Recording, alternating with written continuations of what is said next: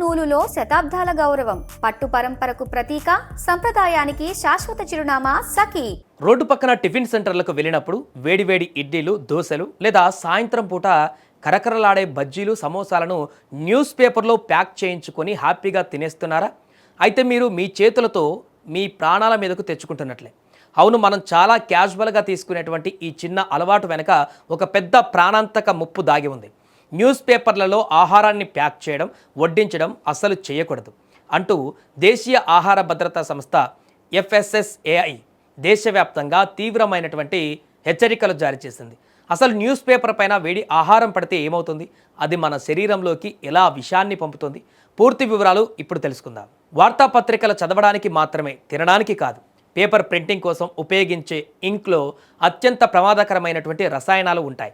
ముఖ్యంగా ఇందులో lead, cadmium, graphite వంటి హెమీ మెటల్స్ ఉంటాయి.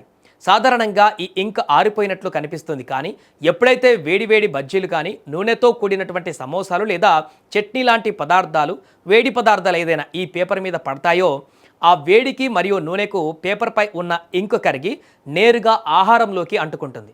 మనం ఆ ఆహారాన్ని తీసుకున్నప్పుడు ఆ కెమికల్స్ అన్నీ మన కడుపులోకి చేరిపోతాయి. దీన్ని సైన్స్ భాషలో కెమికల్ మైగ్రేషన్ అంటారు. ప్రపంచ ఆరోగ్య సంస్థ ప్రకారం లెడ్ అనేది శరీరంలో పేరుకుపోయే ఒక ప్రమాదకరమైనటువంటి టాక్సిన్.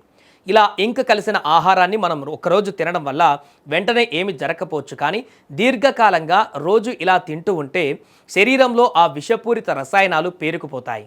నిపుణుల పరిశోధనల ప్రకారం ఈ ఇంక్లో ఉండే బెంజోఫైరిన్ వంటి సమ్మేళనాలు శరీరంలోకి చేరడం వల్ల క్యాన్సర్ వచ్చే ప్రమాదం 100 రెట్లు పెరుగుతుంది. అంతేకాదు, ఈ రసాయనాలు రక్తం ద్వారా ప్రయాణించి మన మూత్రపిండాలు మరియు కాలేయం పనితీరును పూర్తిగా దెబ్బతీస్తాయి. అలాగే ఇది మెదడు పనితీరుపై కూడా ప్రభావం చూపిస్తుంది. జ్ఞాపక శక్తి తగ్గడానికి కూడా కారణమవుతుంది.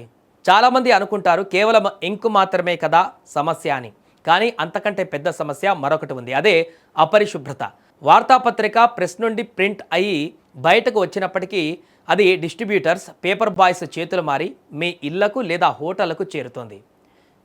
ఈ రసాయనాల ప్రభావం అందరిపై ఒకేలా ఉండదు. ముఖ్యంగా చిన్నపిల్లలు, గర్భిణీ స్త్రీలు, వృద్ధులు మరియు రోగ నిరోధక శక్తి తక్కువగా ఉన్నవారిపైన ఇది తీవ్రమైనటువంటి ప్రభావాన్ని చూపిస్తుంది.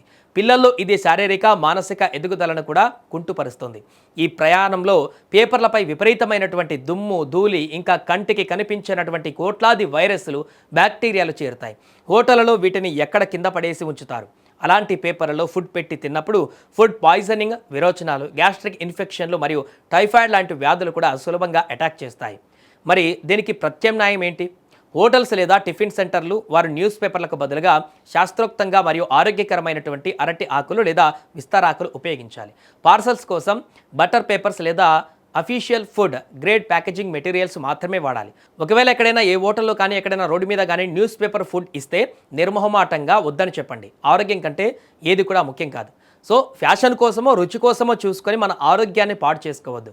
ఈ చిన్న అలవాటును ఈరోజు మార్చుకోండి. మీ చుట్టుపక్కల ఉన్న హోటల్స్ కానీ, తినుబండారాలు కానీ, ఆ బండ్ల వద్ద వ్యాపారాలకు కూడా ఈ విషయాన్ని చెప్పి అవగాహన కల్పించండి. ఎందుకంటే ఇది కేవలం ఒక అలవాటు మార్పు కాదు, ఒక ప్రాణాన్ని కాపాడేటువంటి ప్రయత్నం.